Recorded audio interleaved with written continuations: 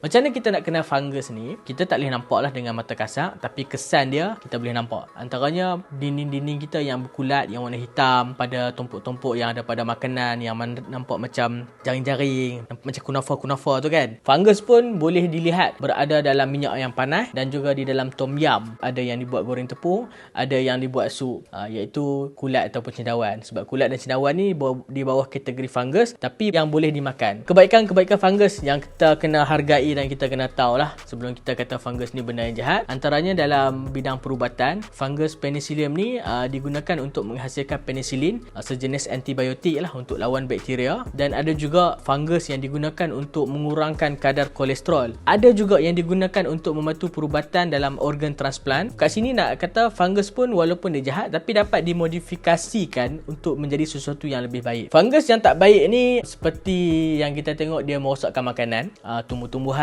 dan even ada fungus yang berbahaya kepada certain binatang seperti serangga, iaitu Ophiocordyceps, yang mampu mengawal minda serangga tu menyebabkan bertindak ikut kehendak fungus yang menjangkiti.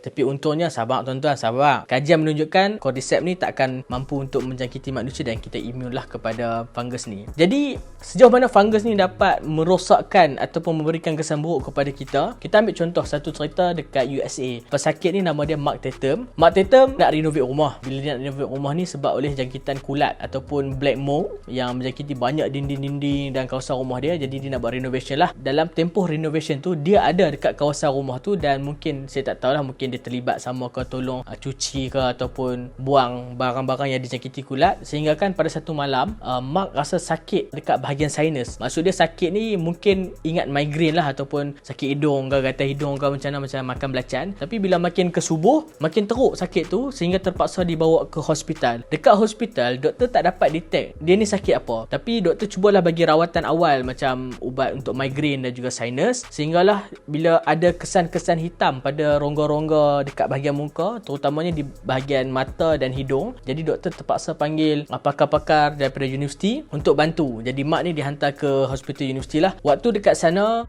researcher nampak yang kesan-kesan hitam pada rongga dan juga isi dalam ni menunjukkan tanda-tanda kulit mati dan dimakan oleh sesuatu lah. Dan waktu kat situ ada pakar fungus yang mana rasa mungkin disebab olehkan jangkitan kulat. Jangkitan yang dihadapi oleh Mark disebut sebagai mucormycosis, dan para pengkaji pun dah pergi ke rumah dia dan tengok rupanya fungus yang infect muka Mark ni sama dengan apa yang ada dekat dinding rumahnya. Jadi dekat sana, doktor bagi pilihan kepada family dua, sama ada nak biar jangkitan tu merebak sampai ke otak, ataupun yang kedua, buang bahagian-bahagian yang dijangkiti tu dan dia terpaksa hidup dalam keadaan yang tidak normal lah sebab mata dan hidung tak ada. Tapi ada dia punya backupnya adalah pembedahan plastik ataupun buat satu muka palsu lah untuk bantu dia hidup dengan masyarakat secara normal. Jadi at the end, doktor pun ambil pilihan untuk buang organ-organ yang telah rosak. Jadi dekat sini nak abang kata, keadaan yang jadi pada Mark Tatum ni satu pengajaran kepada kita bahawa benda-benda fungus ataupun kulat-kulat ni dia bukan benda yang kita boleh ambil remeh. Kalau bangunan kita, fasiliti kita yang dijangkiti oleh kulat dinding ni, ambillah pendekatan untuk buat rawatan premis. Panggillah pakar-pakar, dia adalah company-company yang buat rawatan kulat ni, ataupun jangan tinggal dalam kawasan tu. Kita kena keluar, pindahlah dan sebagainya.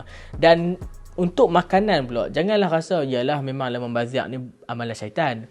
Tapi kadang-kadang kita pun jangan berfikiran seperti syaitan ingin membunuh diri kita. Makanan-makanan yang dah berkulat tu buang je lah.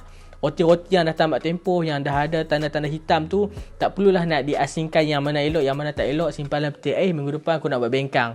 Tak payah buat macam tu. Selamatkanlah diri anda. Berfikirlah jauh sikit, lebih sikit. Walaupun dah membazir, asalkan kita ni selamat.